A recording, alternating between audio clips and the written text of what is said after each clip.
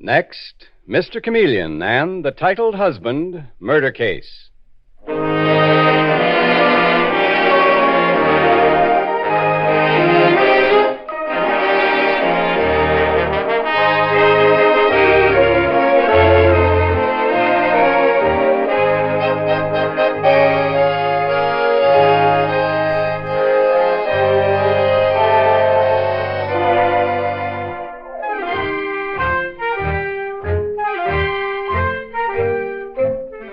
Tonight, we again present the famous Mr. Chameleon of Central Police Headquarters in his famous cases of crime and murder.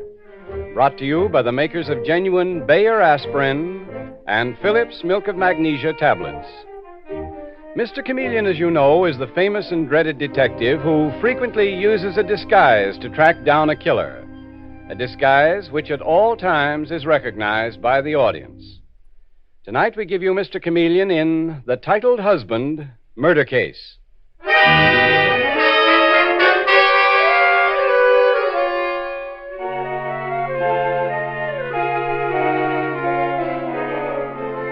The story opens in the fabulous McGinnis Mansion in New York, where one of the season's most fashionable weddings has just taken place.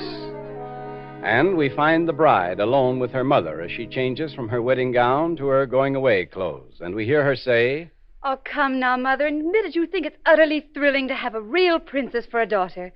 Look at me, darling. The Princess Minerva of Romany. Oh, if Dad had only lived to see this day." Well, if he had, he'd have kicked that feller down the back steps. Mother! My own daughter, Minnie, marrying a guy that nobody can half understand when he talks. 'Cause he can't even talk English good enough. Mother, this is my wedding day. Don't make it unhappy. Well, I'm only telling you what I think.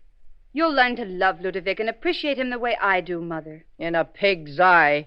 Why, you should hear what he says about you. What's he say about me? Oh, Ludovic's simply crazy about you. He'd do anything in the world for you, Mother. Well, then tell him to wash the oil out of his hair and stop soaking himself with perfume. You can't cover a skunk, Minnie. Don't call me Minnie. My name is Minerva. And don't talk that way about Ludovic. He's my husband now. Pardon, but impatience overcomes me. I cannot wait outside. Oh, Ludovic, you're so impetuous. But I could not wait. Silly boy. You'll have me all your life. You like this dress? Oh, my princess. Every second you grow more beautiful, more charming, more delectable. The Princess Minerva of Romany, the most fascinating woman in all Europe. Plain Minnie McGinnis here in the United States. Oh, madame, my princess need not fear the embarrassment of her humble ancestry being remembered. Its memory will fade away as quietly as twilight ends the day. Isn't he wonderful, Mother?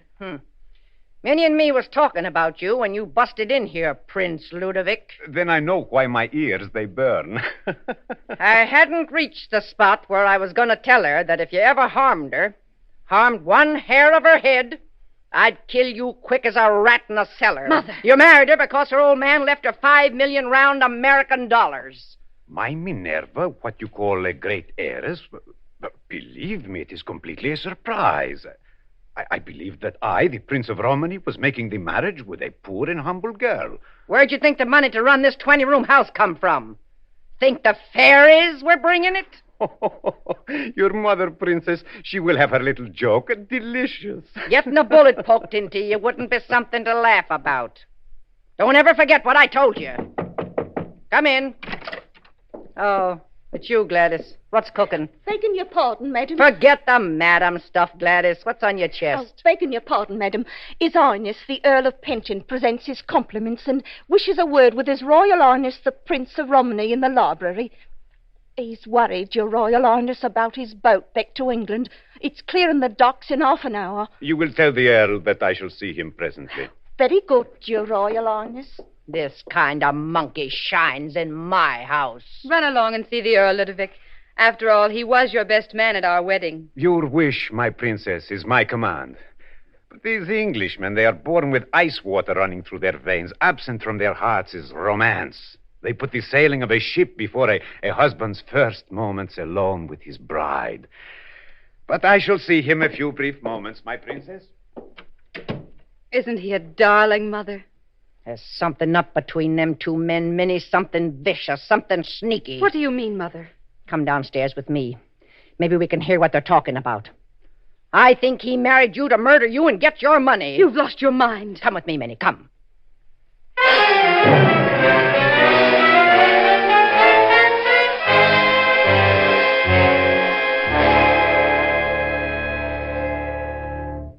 What do you want, Penton? Don't be naive, old boy. You're not taking a ship anywhere. Quite so, Ludovic, quite so. Forgive me, won't you, for not wanting to cool my heels down here forever? What do you want? The initial payment on our bargain, old boy. All in due time, my dear Penton. The due time is now. But The bargain, and a strange bargain it was. In 1 month, Penton, 1 month. The bargain was that if either one of us married that bit of fluff upstairs, the lucky bloke would pay the other $250,000 for stepping aside. And she took me because I was a prince, and you, my dear Penton, a mere earl. 20,000 was to be the first payment, the remainder to follow later. 5,000 a month, wasn't it? Well, old boy? How can I pay you $20,000 now, Penton? I've been married to her only 1 hour. She's so entranced with the idea of being a princess, Ludovic, she'll give you the money. Toddle up and get it. I don't mind waiting.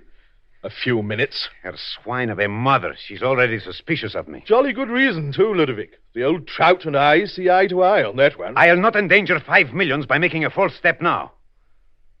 Besides, I ask you, Penton, have you a single piece of writing to reveal our arrangement? Show me our agreement in writing. I'd hate like the devil to kill you. What? As best man at your wedding, I'd feel called on to send you a wreath. But after all... Killing. Everybody talks of killing. The old woman, she's already made the threat if I harm her daughter. Oh, that's fruity. You think she means it? Murder. It blazed from her eyes, Penton. That presents a highly practical idea, Ludovic. Idea? Yes, quite. If you tried a double cross on me, I could kill you and put it on the old woman. When it came out that you had a few other wives...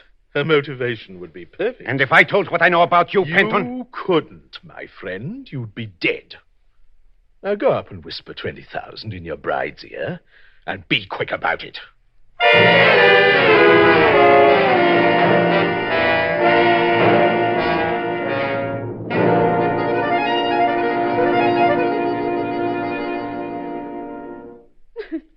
Well, did you hear that, Minnie? What did I tell you? I'll have him arrested. I'll expose him, Mother. I'll get rid of him. I'll show him something. There's only one way to get rid of a man like that. I could kill him. I didn't love him. I only wanted to be a princess. Maybe that Britisher ain't so smart as he thinks. Figures he could plan a murder on Bridget McGinnis and get away with it, does he? Come on. Where, Mother? Back upstairs. And when that prince of yours comes up, don't let on we heard anything.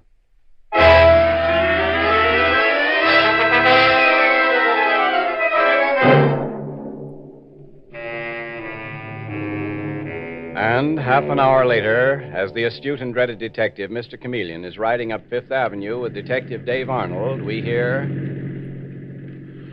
Calling Mr. Chameleon. Commissioner of Police calling Mr. Chameleon. Oh, I'll take it, Dave. Hello, Commissioner. Chameleon speaking. Oh, hello, Chameleon. Now, proceed at once to the McGinnis mansion. I've got just your kind of murder waiting there. Who killed whom, Commissioner? Well, how should I know, Chameleon? All the information I have is that the Prince of Romney, who married the McGinnis girl today, was murdered. Report came from the bride's mother. Old Bridget McGinnis, eh? Okay, I'll get over there. Bye. Step on it, Dave.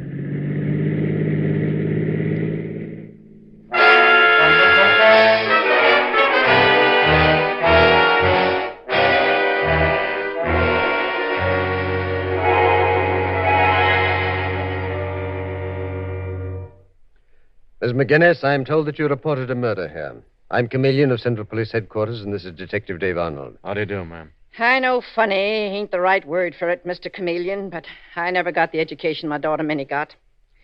Anyhow, this is the kind of murder that just don't happen. I understand the chap that your daughter married today in the season's most fashionable wedding was murdered. Yes, the Prince of Romney. And poor Minnie's heart's just about breaking. Well, naturally, Mrs. McGinnis. She was wild about him. And him a prince of the blood, too. Minnie always had her heart set on marrying into royalty. She inherited a fabulous fortune from her father, didn't she? At least that's what I heard. $5 million, Mr. Chameleon. My poor dead husband, Mike, rest his soul, hid oil, dig in a cistern, and pulled out $10 million that he split between Minnie and me. Have you any idea who killed the prince? Sure. His best man did him in. What? The Earl of Penton. Sounds like one of them dime novels I used to read when I was a kid. Earl killing princes and things. You say the prince's best man at his wedding killed him? It's amazing. Yes. Ain't it, Mr. Chameleon? Did you actually witness the murder? Sure. I wouldn't be telling you what I am. All right. Let me hear what happened, Mrs. McGinnis. It was like this. Mm-hmm. My daughter and the prince was just starting off on their honeymoon. And sudden-like, that Earl Penton come running in. Yes? The Earl said something about the prince owing him $250,000. The prince got real hot and said he was only $20,000. Both big sums of money. Then they really got to brawling. So to settle things down, my daughter Minnie stepped in and gave the Earl her check for $20,000. The prince didn't have a banking account big enough in this country, you see. Oh, I didn't think you would. Go on, please. The Earl takes the check Mm-hmm. and then pulls out a jackknife and sticks it nice as you please into the poor prince's heart. A jackknife? It's a strange thing for an earl to be carrying. It was the gift the prince gave him in honor of being his best man. He called it a hunting knife. It looked like something from a bargain basement to me. Hey there, Minnie, you been listening? Not Minnie, Mother, dear, but Minerva. Mother insists on calling me Minnie, Mr. Chameleon, but my baptismal name is Minerva. Well, Minerva, have you anything to add to your mother's evidence? Oh, not a word, Mr. Chameleon. Mother didn't forget a single thing. She has a perfectly marvelous memory. Detective Arnold. Yes, Mr. Chameleon. Send out a general alarm for this Earl of Penton. Save yourself the trouble, Mr. Chameleon. What? My maid, Gladys's husband, is a chauffeur here, And he's got Earl Penton cornered in the library at the point of a gun, waiting for you to arrest him, Mr. Chameleon. I think I'll talk to him first. Come along, Dave. And take off your hat. You're about to meet the nobility. Thank you for your information, ladies. See you later. For a newly bereaved bride, there's a strange lack of tears, Dave. Yeah, and if you're asking me, Mr. Chameleon, both those dames are plenty on top of the ball. Pinch them and you've got the killers. Well, here's the library, Dave. We'll speak to the Earl of Penton first. Wonder why the deuce he calls himself the Earl of Penton. What? After we've finished with him, we'll have a look at the international who's who. Find out if an Earl of Penton or a Prince of Romney ever existed. All right, open the door, Dave.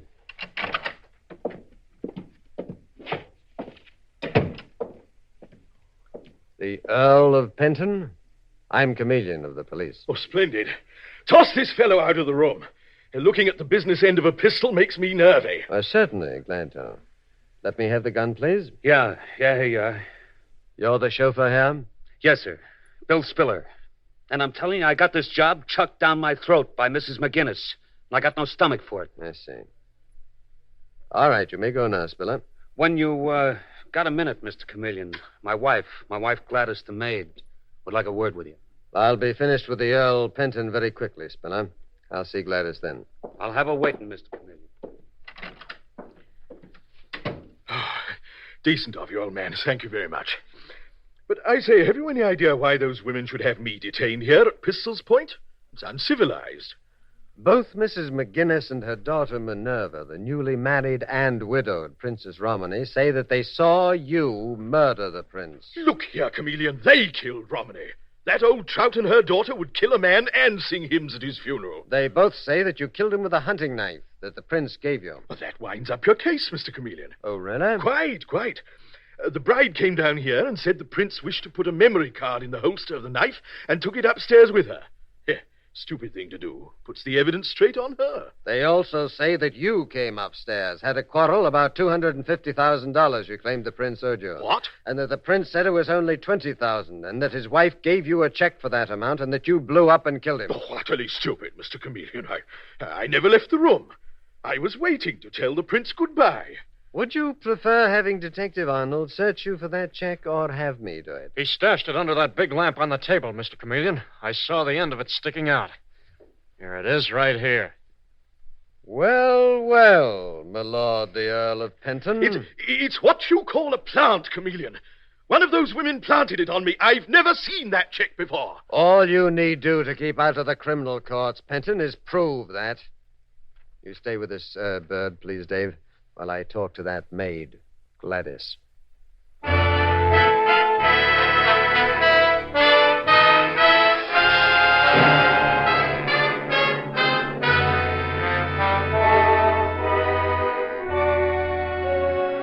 Mr. Chameleon and the titled husband murder case continues in just a moment. More and more men and women who have suffered for years are finding that they can get a wonderful preparation which provides amazingly fast and effective relief from upset stomach, gas, heartburn and bloating, an overstuffed feeling, or any other distressing symptoms of acid indigestion. This amazing medication is called Phillips Tablets, and the relief you get by taking 2 or 3 wonderful-tasting Phillips tablets is so quick that almost before you're aware of it, your acid indigestion distress is gone and you're feeling like a new person. Yes, and the reason that Phillips Milk of Magnesia tablets work so quickly is that they contain one of the fastest, most effective stomach sweeteners ever discovered. And because they taste so good, Phillips tablets also bring you pleasant relief from acid indigestion.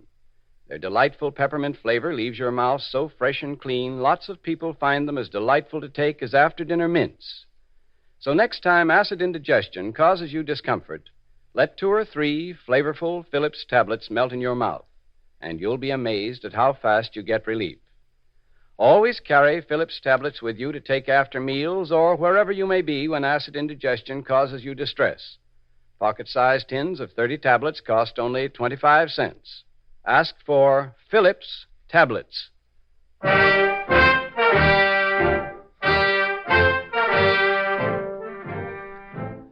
And now back to Mr. Chameleon and the titled husband murder case. In the fabulous McGinnis mansion in New York, a shocking murder has occurred. Only a few hours after the marriage of Mrs. Bridget McGinnis's daughter Minerva to the Prince of Romany, the prince was found stabbed to death. Mrs. McGinnis has accused a man who calls himself the Earl of Penton and reveals that he had tried to extort money from the prince. And now in the McGinnis mansion, we have just heard Mr. Chameleon say to the Earl of Penton, All you need do to keep out of the criminal courts, Penton, is prove that. Dave, you stay with this bird, please, while I talk to that maid, Gladys. Look here, Chameleon. Are you about to take the evidence of a maid over a peer of the realm? You say that you're the Earl of Penton? The title goes back some 100 years, Chameleon. And Pentonville Jail is one of the oldest jails in England. What's that? Yes, it's the place where so many famous British murderers have been hung, isn't it? Oh! I'll see Gladys now, Dave. You keep your eye on Penton, please. I'm Gladys, sir. You have something to tell me, Gladys? Yes, sir. His Highness, the Earl of Penton, didn't murder His Royal Highness, the Prince of Romany, sir. Well, then who did? Why, Mrs. McGinnis or her daughter, the Princess Minerva, sir. I heard all the causes leading up to the brutal crime, sir. What causes, Gladys? Well, the Prince and the Earl were having an argument, as gentlemen sometimes will, sir. They were quarreling? Just a pleasant difference, sir, about a matter of money. The 2 gentlemen was talking about a strange bargain they had made. Uh-huh. What was the strange bargain? Oh, a very proper one, sir. Both gentlemen had agreed that if one married Miss Minerva, he would pay the other gentleman $250,000 for stepping aside. So that is your idea of a gentlemanly agreement, eh? Well, to me, it sounds like clear murder evidence. Oh, but don't you see, sir? Both the gentlemen knew all Miss Minerva wanted was a title. A fair arrangement, to my way of thinking, sir. I'm afraid in trying to help the gentlemanly Earl of Penton, you're helping him to the electric chair. I'll thank you anyway, Gladys. Goodbye for now. Half a minute, sir. Both Mrs. McGinnis and her daughter was listening to the gentleman talking. And so was I. Oh, come now. All 3 of you at the keyhole? There's 2 doors to the room, Mr. Chameleon. They don't know I heard. But I heard Mrs. McGinnis tell Miss Minerva the only way to get rid of a man like that was by killing him. What? Then both of them sneaked away, sir, with Mrs. McGinnis saying she could murder the prince and put the murder on the Earl of Penton. I'd go into the witness box and swear to that, sir. I may call on you to do just that, Gladys.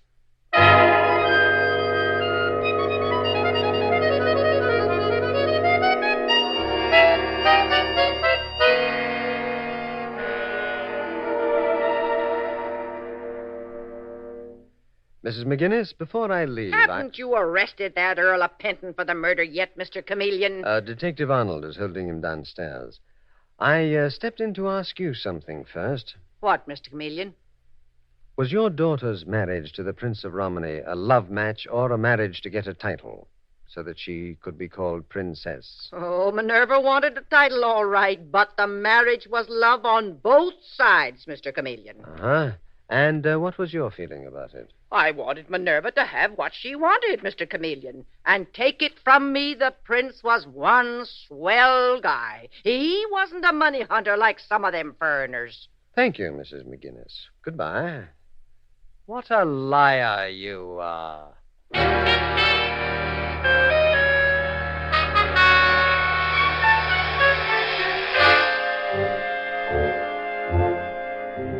Now, a few hours later, we hear Mr. Chameleon speaking to Detective Dave Arnold in police headquarters and saying, Well, after we couldn't find an Earl of Penton or a Prince Ludovic of Romney in the international who's who, I asked to get in touch with the English and Continental Police. Yes, sir. I've got the reports from them right here, Mr. Chameleon. They just Good. came down. Oh, what's the dope on them? Penton and Romney are phonies. They've been working together for years as confidence men in Europe until it got too hot for them. Then they came here. Uh-huh. But the big break is that the guy calling himself Penton is known as being pretty quick with a knife. Well, well. Speaking of knives, Dave, there were 2 knives involved in this murder. 2 knives? Mm-hmm. And get this, Dave.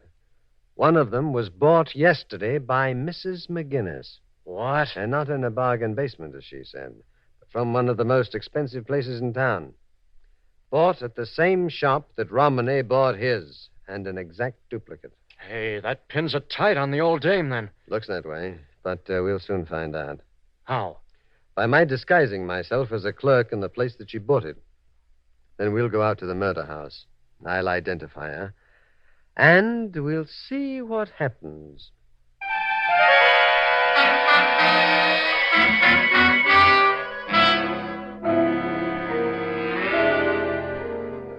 And now, inside the palatial living room of the McGinnis mansion, we see Mr. Chameleon in one of his clever disguises, this time as Peter Gates, a mild-mannered clerk at one of New York's most expensive cutlery shops.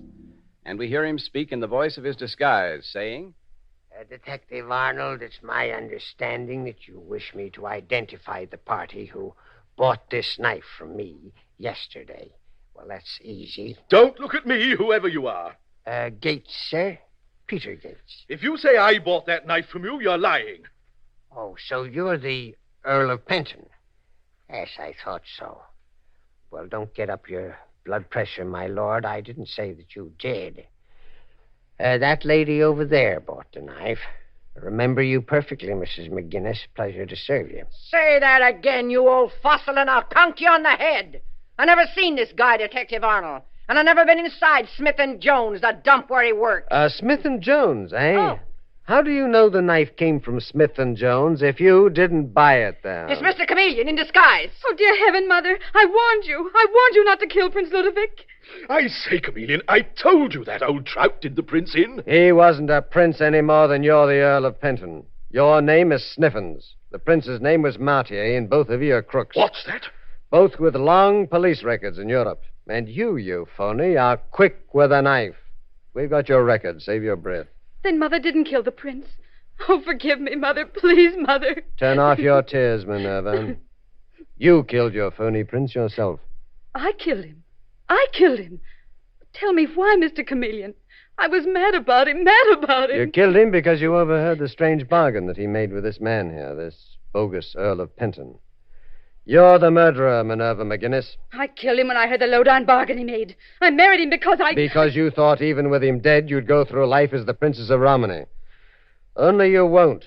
You're still Minerva McGinnis, any way you slice it. It's a darn sight better name, Mr. Chameleon, than the Princess Romney. I'm with you there, Mrs. McGinnis, to the limit. My mother planned the murder, Mr. Chameleon. She planned it all. She got me to execute it. That's why I'm arresting her, too, Minerva, as your accomplice. You can't arrest me, Chameleon. Just try it. You're a tough old baby, Bridget McGinnis, but you'll find out. Dave, handcuff them both. Take them in. It's a brutal shame that a time-honored name like old Mike McGinnis, boy, should be dragged in the dust by his wife and daughter. But murder is murder.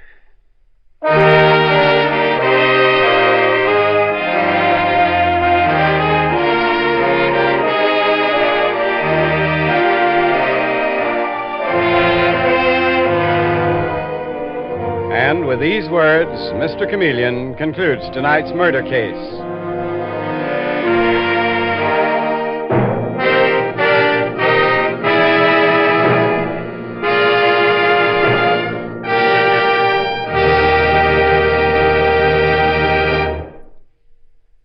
If you ever take anything to relieve an ordinary headache, remember this about genuine Bayer aspirin. Its single active ingredient is so gentle to the system that mothers give it even to small children on their doctor's advice. Now, this is important, for it means that Bayer aspirin is something you can take with complete confidence. It means that besides fast relief, Bayer aspirin also offers you the dependable relief that's important to your health. For Bayer aspirin is not only ready to go to work in 2 seconds, but also has an unmatched record of use by millions of normal people without ill effect. So don't experiment when you're in pain. Take no chances with drugs that have not been proved by years of successful use. For the 2 most important kinds of relief, use something you know is completely dependable, genuine Bayer aspirin. When you buy, ask for it by its full name, Bayer aspirin, not just for aspirin alone. Get the 100-tablet bottle and you get Bayer aspirin tablets for less than a penny apiece.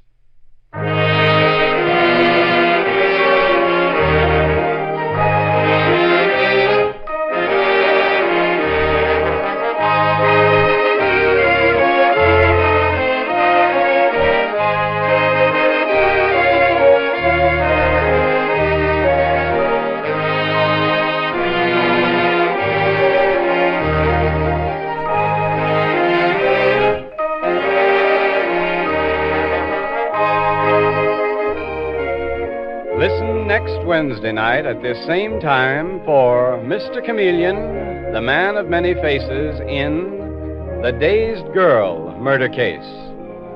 The part of Mr. Chameleon is played by Karl Swenson, with dialogue by Frank Hummert from the original story by Frank and Anne Hummert. It is directed by Richard Leonard, with music by Victor Arden. Your announcer is Howard Claney.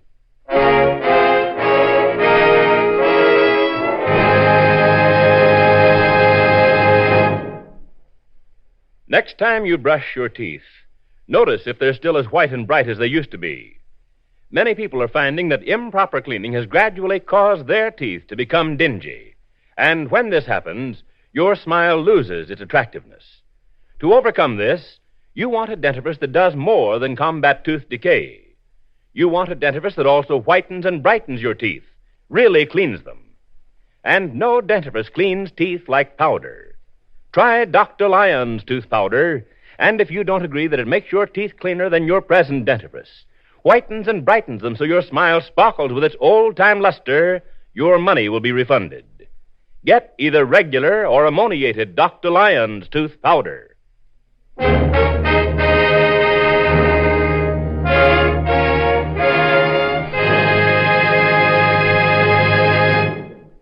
Listen for Mr. Chameleon in The Dazed Girl murder case next Wednesday night at this time.